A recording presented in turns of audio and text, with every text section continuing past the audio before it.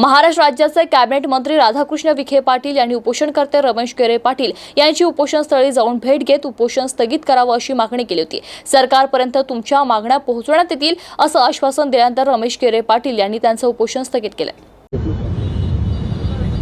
आणि तेच त्याच अनुसरून मी राज्याचे माननीय मुख्यमंत्री महोदय माननीय देवेंद्रजी फडणवीस साहेब यांची आज सकाळी माझं बोलणं झालं।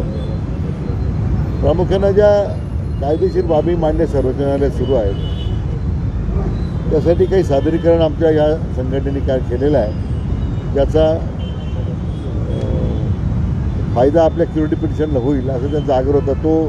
ते सादरीकरण काय आहे त्यामध्ये सरकारने पाहावं आणि त्याचबरोबर ज्या अन्य मागण्या आहेत त्या संदर्भात बैठक घेऊन मग ज्या मान्य करण्यासारख्या त्या कराव्यात। त्यासाठी आता उपसमिती केलेली आहे। उपसमितीकडून अन्य मागण्यांना गती द्यावी, मागण्या मान्य पूर्ण होण्यासाठी।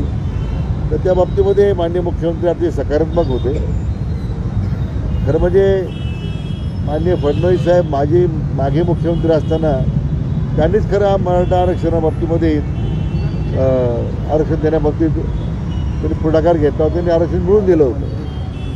तर त्यांची भूमिका नेहमी सकारात्मक राहिलेली आहे। त्यांनी आश्वासन दिल्यामुळे मी केरे पाटलांनी विनंती केली की आता जर माननीय मुख्यमंत्री स्वतः बैठक घेणार आहेत, आपली भूमिका समजून घेणार आहेत, ते सादरीकरण आहे आपल्या न्यायालयांच्या प्रक्रियेकरता जी मदत होणार असेल तर ते पाहणार आहेत। तर त्यासाठी आपण उपोषण स्थगित करावं आणि त्यांनी ती आमची विनंती मान्य केलेली आहे। कोणतेही विधान करताना खरं म्हणजे त्या घटनेचं गांभीर्य लक्षात घेण्याची आवश्यकता आहे। संपूर्ण राज्यात नव्हे तर देशभरामध्ये या घटनेचा निषेध होतोय। स्वतः माननीय मुख्यमंत्र्यांनी त्यामध्ये चौकशीचे आदेश दिलेले आहेत। परिवहन मंत्री त्यामध्ये कारवाई करताय। जो मुख्य आरोपी आहे त्याला काही पोलीस दलाचे पथक तयार करून तात्काळ त्याला अटक करण्याची कार्यवाही युद्ध पातळीवर सुरू आहे। आता अटकही झाली बरं वाटतं ना। आणि अशा या विषयामध्ये